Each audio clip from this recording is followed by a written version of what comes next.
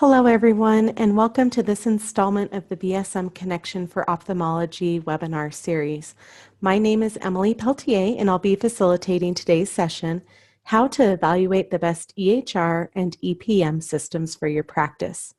We're excited to have Elizabeth Holloway, Senior Consultant and Principal with BSM Consulting, presenting to us today. Elizabeth provides support to BSM and corporate clients in all aspects of clinical operations, staff training and development, and human resources. As a former COO for a large multi-specialty ophthalmic practice in Florida, Elizabeth brings a unique understanding of what it takes to implement and maintain EHR and EPM systems in the practice setting. We are so excited to have Elizabeth share some of her knowledge with us today, as well as the results from our recent Hot Topic survey on this topic. Before I turn things over to Elizabeth, let's run through some quick logistics. We've allotted 45 minutes for the session. The first 30 or so will consist of Elizabeth's presentation, and the last 15 minutes will be a Q&A. Each of you is muted, so you won't be able to speak during the session, but you're welcome to send your questions to me via the Q&A feature of your Zoom webinar interface. Now, for some of you, the Q&A button is in the upper left of your screen, and for others, it may be along the bottom. I'll hold your questions until the end of Elizabeth's presentation, and then she'll do her best to address as many of them as we can during the block time. If we're unable to get to some, those remaining will be answered within the next several business days. We'll also put a recording of today's webinar on the BSM Connection website so you and other staff members can review it at a later date. Okay, Elizabeth, that does it for logistics, so I'm going to turn things over to you. Great. Thank you so much, Emily. And it is a pleasure to be with everybody today. Thank you again so much for joining us. So as Emily mentioned, I've had the great fortune of working in an ophthalmology practice, and am very grateful for my time spent in clinic. And then I also now have the opportunity to work with many practices across the United States. And even though we've had electronic health records and electronic practice management systems at the forefront of our technology concerns within practices over the last 15 years or so, there still is we still have a lot of questions about it. I have been working with quite a few practices this year alone that have not made the decision until recently to decide to convert to EHR. And then I have other practices who perhaps were very early adopters to EHR, but for whatever reason now at this point, they are either unhappy with their system, or their system has been absorbed by another parent corporation, and they find themselves in the position of needing to research and take a look at EHR systems again. So we had done a hot topic survey related to EHR and EPM systems back in 2015. And just with the landscape of what's going on within technology today, we decided to repeat the survey, and then also wanted to make sure that all of our BSM Connection members were really aware of the great tools and resources that we have on Connection. And so those are going to be really our objectives for today. The first thing we're going to do is we're going to have a brief overview of the EPM EHR software, of how you would want to evaluate a system for your practice. We're going to review the results of the BSM Hot Topic survey, because members just like you shared with us their thoughts and feelings about their current EHR and EPM systems. And then again, as I mentioned, we're going to review our EHR evaluation tools that we have on BSM Connection. And those have been updated over the years, but a couple of those I actually used in my practice when we were having to do yet another EHR conversion when we had to become meaningful use compliant back in the day. So let's talk a little bit about just the overview of having to make the decision. And I think for those of us who are leaders in our practice, or are physicians in our practices, it's a really big decision, and it's hard to, make sure that you think of all of the different facets that go into such a decision that's going to impact your business on really every single level. And so I recommend for practices that when you're getting started in this process, really identify an EHR project team. make sure that you have a group of folks around you that are in different areas within the clinic so they can provide feedback.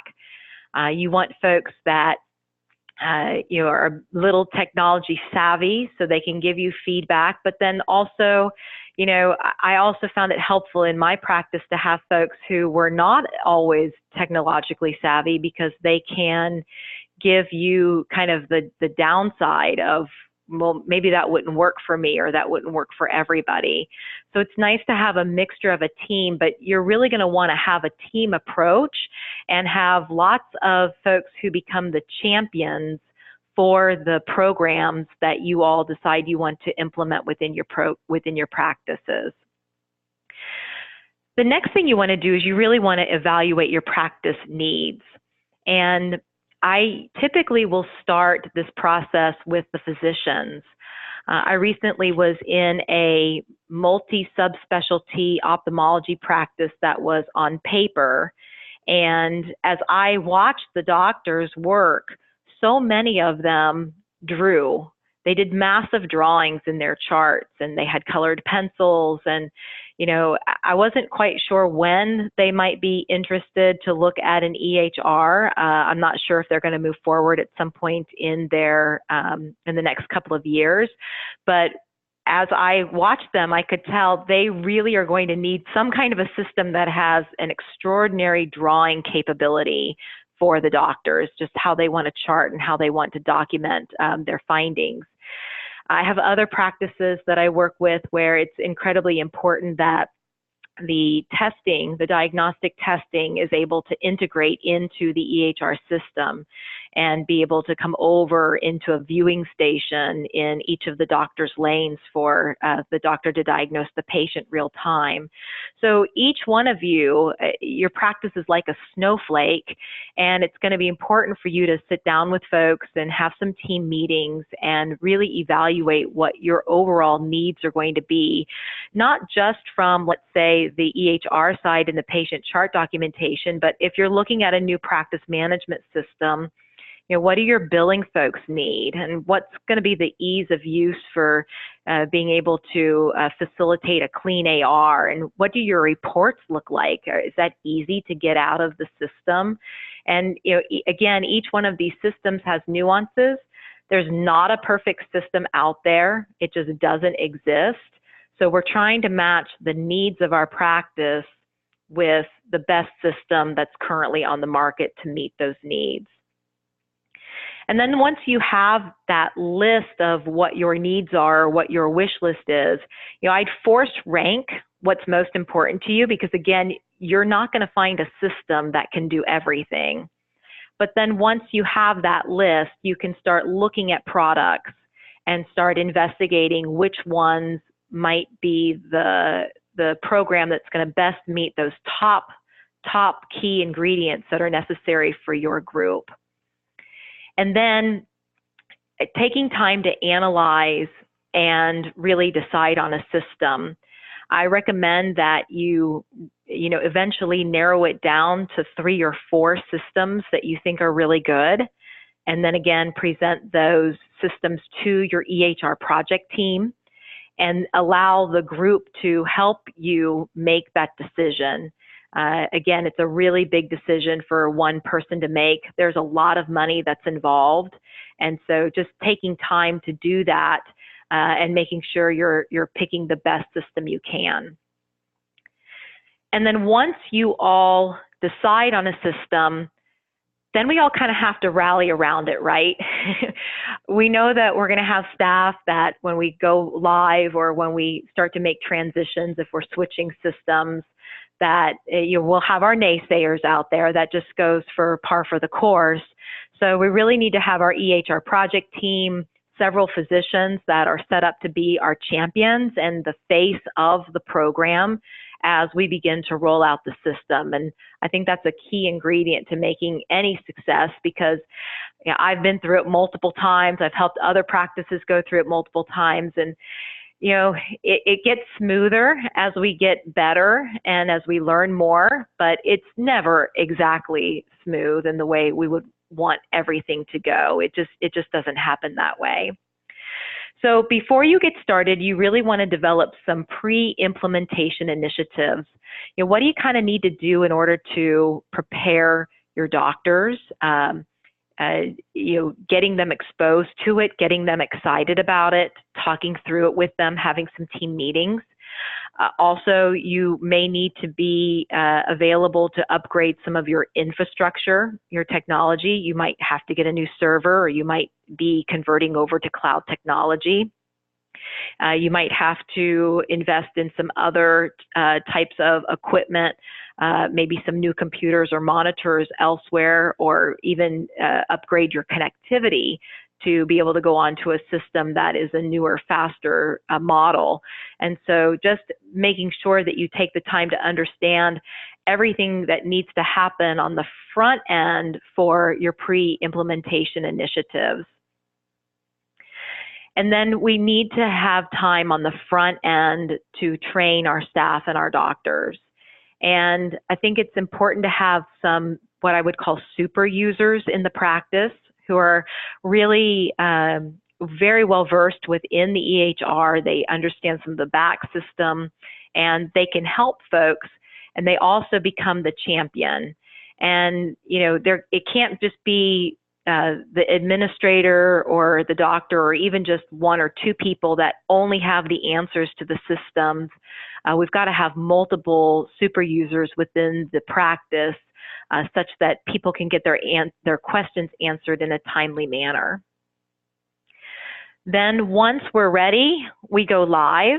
And for those of you who have gone live, you know what that day feels like. If you haven't gone live as of yet, it's okay. It's a scary day, but we somehow make it through. But then we have to, once we implement and go live, that could end up being a wave go live, where you might do an office at a time. You might do a doctor at a time. I have some practices that we call it going cold turkey, where everyone goes live at the same time. We have to figure out, based on our size and based on the system and the training we have the time to do prior to going, what's going to make the most sense for our team when we implement the new system. And then, just like any project that we initiate within our organizations, the real work then begins on following up on that training and understanding other needs that your practice is going to face once you do implement the new system. I just recall, in my own practice, having gone through this, that even though we did training ahead of time and everyone had taken quizzes and could demonstrate their knowledge on the system that they were reviewing, they still ended up forgetting where things were, and especially when a patient was in front of them for the first time. So, scaling back the schedule a little bit, having your super users available to walk around and help people as you all go live is also something that I have found to be really, really helpful. So now we're going to transition over to our BSM Hot Topics survey. And I'm really excited to share, again, this information with you. The reason why we did the survey is we really wanted to understand which systems our BSM Connection members are using. And then we asked what I consider one of the best questions to ask someone about a product or a system that they use. Would you recommend it to a friend? And certainly if you love your system and you'd absolutely recommend your system to a friend, then to me, that's a great thing. If you're not, there could be a really good legitimate reason why. And so some of the systems that folks commented on, they may or may not received a high score on would you be referred to a friend. But we felt like that was a really important question for us to ask in the survey, and we'll go over those answers in just a little bit. So the results of the survey, and when I switch over to our website, I'll show you where we have the surveys located. We will send out, after the webinar, a copy of the survey to anyone who is currently on our webinar today. But also just know that if you'd like to download it at any point in time, that we have distributed it on our BSM blog, and you can find that on the BSM Consulting website. We had 160 practices respond to the survey, and we took that question, would you refer your system to a friend? And we developed what was called a Net Promoter Score. And so I'm going to walk you through the different systems and the scores that they received. So let's look at some of those results. For our practice demographics, just wanted to give you an overview of the types of practices that completed the survey. You'll see here on the slide that 39% of our responders had 4 to 7 doctors in their clinics. We did not ask them to differentiate between MDs and ODs, so we're thinking that there's probably a mixture of both in there. Our second largest group, or 22% of practices that had 2 to 3 providers. And then our second larger group was 19% of 8 to 14 providers. So we had a smaller group of 1 doctor solo practices, and then another smaller group of 15 plus. And then we asked our participants in the survey to tell us a little bit more about them. And you can see the majority of our practice models were comprehensive ophthalmology practices, but we also had also a very large group, a 39% of multi-specialty ophthalmic group. And then our smaller subsets were single subspecialty, and that might be retina only or cornea only or glaucoma only. Had another small group that identified themselves as other, and then a small group with multi-specialty. So that might be an ophthalmology group that could have something else in it, like dermatology or ENT, and then a small subset of academic practice that shared their information with us. So in regards to the folks taking the survey, we asked if they're currently using EHR. 90% said yes, and 10% said no. So for the no, this was kind of where their survey ended, and for those, except that they could click through to the EPM side. For the folks who were using EHR, then we started to ask them questions about their system. So these were the responses for electronic health records that are currently being used. As you can see, NextGen is kind of there in the upper towards the top, and they had 28 folks who took the survey are currently using NextGen. And then everyone else was at least half of that market share. And just the number of years that NextGen has been on the market, I would absolutely expect that. But we had 14 respondents who are currently using CompuLink, the same number using IMD EMR. And then coming down that next in line was MD Intelisys or IntelliChart Pro. That's its new name under NextTech. MD Intelisys was the one that was created by Dr. Monska, who's a retina specialist. And then we also have MedFlow in there. And then I'll just leave this screen up here just in case you currently are using an EHR, then you can kind of see where maybe your system is. Or if you've been shopping, you can kind of also see where the systems you've been looking at might be. All this is just our respondents telling us which systems they're using. And so you can just get a sense then of the market share from the 160 folks who answered the survey. So then we asked the question on the EHR Net Promoter Score. And I'll just kind of walk you through how this works. So if I'm really happy with my system, I'm going to tell you, oh my goodness, you know, it's not a perfect system, but the doctors really like it, and they've had great customer service. I was really scared to do it, but they've made it as easy as possible on me.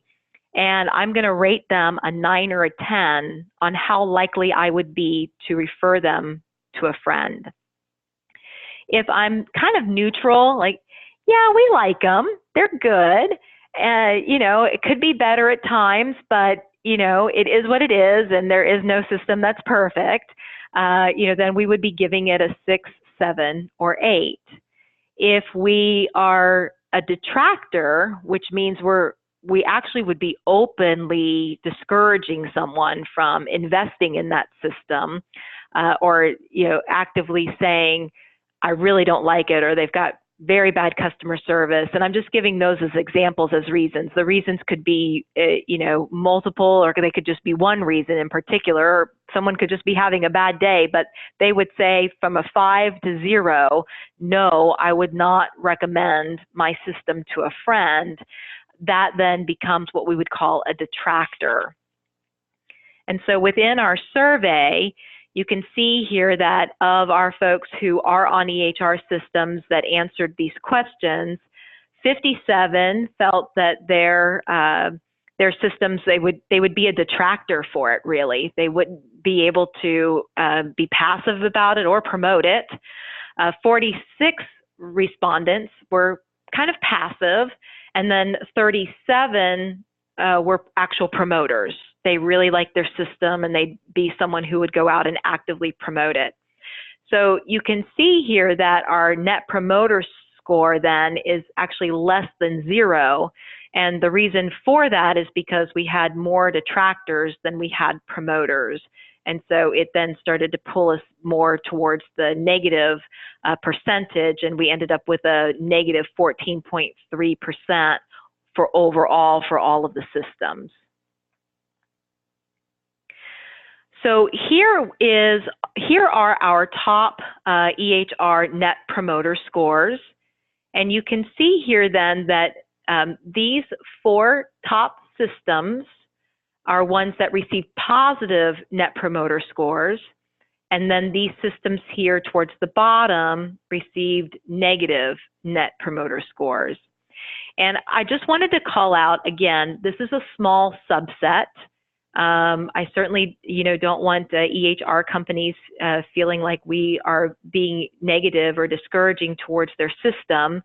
We're just reporting the news and sharing with you what our members have shared with us.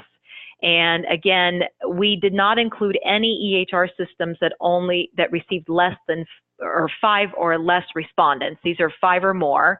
And in regards to the Net Promoter Scores, you know, it really is just someone indicating whether or not they would actively promote the system. It doesn't necessarily mean it's a really bad system, but at the same time, these folks that answered the question, they didn't feel really confident they could go out and actively promote it. And so if we're looking here then at our average satisfaction level, then this was on our scale of 0 to 10. You can see here that Integrity EMR had a fairly high satisfaction level by the respondents. IMD also, as did MD Intellisys and Modernizing Medicine. And that's specifically why these 4 here had very high Net Promoter Scores on the previous slide. The other question that we asked our participants in the survey was, you know, are you thinking about, or excuse me, have you switched EHR vendors in the past 5 years? Because as I've mentioned, I do have quite a few clients who, for whatever reason, they are really actively looking at switching systems. And so we just wanted to share with you that 80% have not switched in the last 5 years, but 20% say that they have. And then we wanted to know how many folks had their EHR system integrated with their ASC. And so 58 respondents indicated that it wasn't applicable, probably because they didn't have an ASC. But the majority of folks do not have it integrated within their EHR, and then 23 did. So now we asked the exact same questions regarding electronic practice management systems. And so here on this slide, you'll see again, NextGen was the highest used or most practices used in regards to the results. And then I'll just let you take a look at CompuLink was the next highest in use, and that was 17 practices. And then our next were Management Plus and Advanced MD. And then everyone else sort of fell within the spectrum thereafter that. We asked the same Net Promoter Score question: how likely are you to recommend your EPM system to a friend? And in this instance, the EPMs, they actually had a slightly greater negative in the Net Promoter Score. So we had 73 detractors, 49 passive, and 29 active promoters of their systems. And then here you'll see that we really just had 3 out of the grouping that received 5 or more responses that indicated they'd be very happy with using or recommending their system to a friend. We then collated that information to provide the average satisfaction level by respondents. And so really only GE Centricity Practice Solution for our members that took the survey ranked it an 8 or above. Everyone else, again, fell somewhere within that spectrum. And then we wanted to know, have you switched your EPM vendors in the past 5 years? And it's just a little bit more than the EHR, 26% of practices. So a little more than a quarter of the folks who took the survey have switched EPM vendors in the past 5 years. So that might be interesting to those of you who, maybe you've had your EPM for a while and you really are seriously considering some kind of a change. So I'll just walk briefly through and switch over to the website in just a second, but we do have quite a few resources available on BSM Connection. I think one of the best tools that we have is an EMR readiness self-assessment because it's tough to know whether or not you're really ready to go through this process, and that can help you a lot. And then we've got an overview of EMR, EMR evaluation, selection, and implementation tools, request for proposal. So if you need to send an RFP to an EHR company, we actually have draft tools that you can download and then customize for your practice. Financial analysis tools so that you can really start to try and compare apples to apples, because the EHR technology is kind of all over the place, and sometimes it's tough to drill down how much it's actually going to cost you. And then we have our articles as well. So I'm going to flip over here now to our BSM Connection website and just share with you, show you where those are. So to start off, I'm going to log into our system. And I'm going to go over here on the management side to our clinical operations.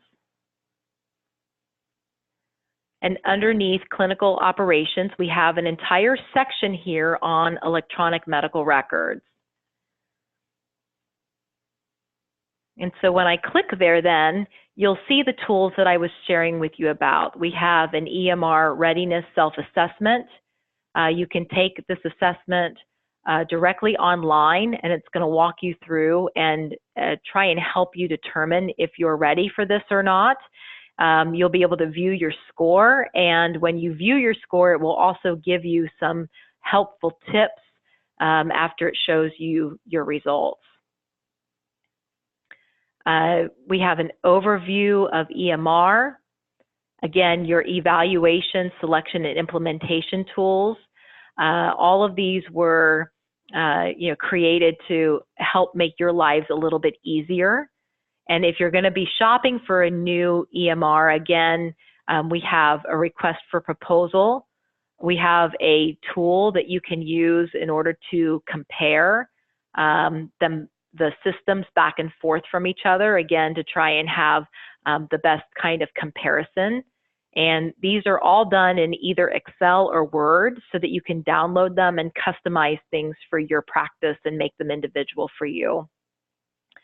The Financial Analyzer tool, this information talks about equipment financing options if you're going to have to make a significant investment in maybe iPads or laptops for your practice.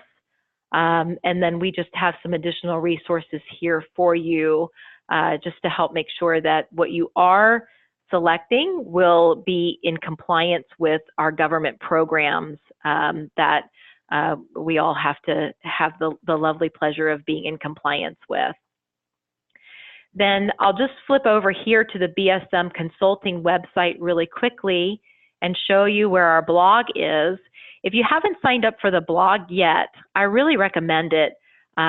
First of all, we'll put some fun things on there for you. We can think about BSM and our Thanksgiving, so that's fun. But then we also will always post, we think, really pertinent things for our clients. We'll provide articles, things that you can share with your staff. And so here is a little bit of a blog regarding the survey that I've just reviewed. And then if you want to download the full survey, you can just simply click read the full survey results here, and it will auto-populate for you at that point in time. So with that being said, I'll flip back over here to our PowerPoint, because those were really the pieces that I wanted to share with you all today regarding our survey. And so really, in conclusion, if I can get my slides to come back up, again, it's just really important that we have a plan, that we take our time to make sure we're making the best decision for our practices, and that we take the time to talk with our colleagues, right? Because our colleagues and our other practices out there, our other BSM Connection members, they're going to share things like the hot topic survey results with you. They'll be candid, they'll be honest, and you can really use that information along with the tools and resources we have on BSM Connection to help you just really make an informed decision and to do it right. Either the first time or it might be your second time around, but we want to make sure that we can do the best job possible for our practices and for our doctors. So thank you so much for your time today. I'm going to turn it back over to Emily and see if you all have any questions for me. All right. Thanks, Elizabeth. For anybody on that has any questions, please go ahead and feel free to ask them now via the Q&A feature on the bottom or in the upper part of your Zoom webinar interface. Elizabeth, I do have a couple that came in prior to the end here, so let's get to those. Now, the first one might be a little bit tricky, but let's see what you have to say. Do you have any recommendations for the best systems for ophthalmic practices? So the systems that are on our survey are really all of the ophthalmic systems that we could think of. There could be something out there that is not on our list, but we tried to make it as extensive as we possibly could, and we did a lot of research ahead of time. So when you download the survey or you get the survey following the webinar, all of those systems are ophthalmic specific. And then in order to, again, select the best system for yourself, you're going to have to do the process, have to make your list, identify what you need, and then go through the selection process, because your practice is going to be, a little bit unique, and each product, there are good products out there, and each one of them, it meets the specific need for that practice. I should say one other thing, Emily, in regards to ophthalmology. I think our systems have gotten better over the years in helping you customize them. When I took my EHR out of the box, it was a little bit like opening the door and there were no stairs leading down to the next level. And we had to build everything. And they have gotten better at giving you a lot of pre-built templates within ophthalmology, which I think is really important for us. And it should be, right? I mean, the templates should be fairly simple and easy to replicate. And I think they've gotten a lot better over the years. But just know that no matter which system you pick, you're going to have to do customization. And it's better to take your time before implementing to customize it for yourself. Okay, great. Thanks, Elizabeth. Another question that we have, what are the key features that make the top 3 ranking systems most attractive? Great question. So we didn't ask necessarily for specific information from our practices in regards to that. We knew that everybody was busy, but when I go back and I take a look at these systems, and I'm thinking about just my seeing them at work, and a lot of these. For me, again, it's the ability to build a template for the doctor that they like. I think another quality that I always try to look for is having as many findings that the doctor, wants within reason, but being able to fit things on the same screen, right? If you have to click through multiple screens all of the time to get data or go back and look at an IOP, or go back and look at when did they have their surgery last, that's just time in the clinic. And so the better you can build a summary page with these systems, and a lot of these systems that are on the top, I know, do a pretty good job of that. And then for me also, being able to integrate your diagnostic testing equipment into the patient chart. I think that's something that's really an important feature. It's challenging sometimes because some of the diagnostic equipment doesn't want to transfer as easily. And I think having a group of professionals who are skilled at that and having a system that's built with that in mind, I think is important to think about if you're going to be implementing something for the first time. Okay, thanks. Another question here. How do you overcome resistance to lost clinic efficiency / longer chair time? Inconsistent provider schedules equal low number of techs per provider. Yeah, no, great question. I mean, there's no doubt that going with an EHR is an investment. And so in order to overcome that resistance, it's really being kind of committed to the bigger picture. And, for those of us who have been on EHR for a long time now, we absolutely see the benefit of it. And many of us, I don't think, would ever go back to working in paper charts. There is an efficiency that comes about it eventually, but it doesn't happen overnight. It takes some time to do that.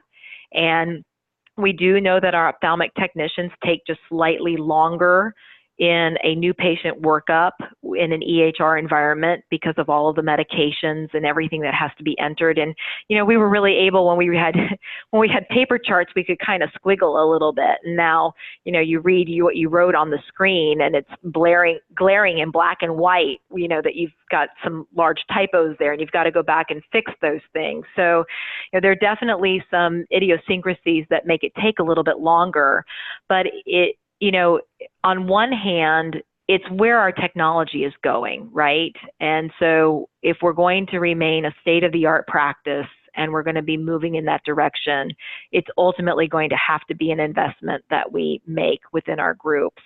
But you do see the light at the end of the tunnel. I do have plenty of practices out there that I work with on a consistent basis. They are on EHR and they see 60, 70, 80 patients per day, and it doesn't slow them down.